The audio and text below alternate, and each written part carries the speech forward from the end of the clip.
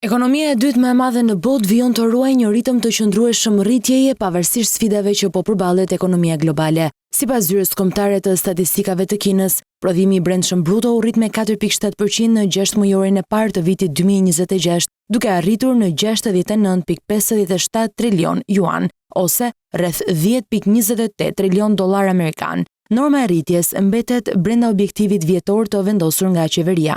Vetëm gjatë tremujorit të dytë, ekonomia kineze u zgjerua me 4.3%.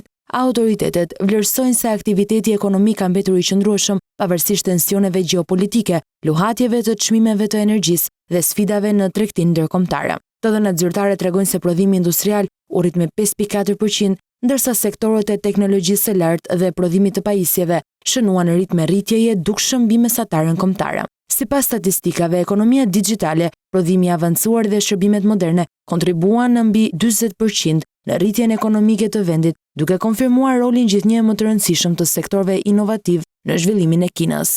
Pozitive paraqiten edhe shifrat e tregtisë së jashtme. Gjatë 6 mujorit të parë, tregtia e Kinës u rrit me 16.9% në baza vjetore, duke arritur një rekord prej 25.47 trilion yuanësh. Besimin te qëndrueshmëria e ekonomisë kineze e ka reflektuar edhe Fondi Monetar Ndërkombëtar, i cili ka përmirësuar parashikimin për rritjen ekonomike të Kinës në 4.6% për vitin 2026. Në të njëjtën kohë, FMN-ja ka ulur parashikimin për ekonominë globale në 3%, duke theksuar kontrastin mes qëndrueshmërisë së ekonomisë kineze dhe ngadalësimit të rritjes në shumë vende të tjera të botës.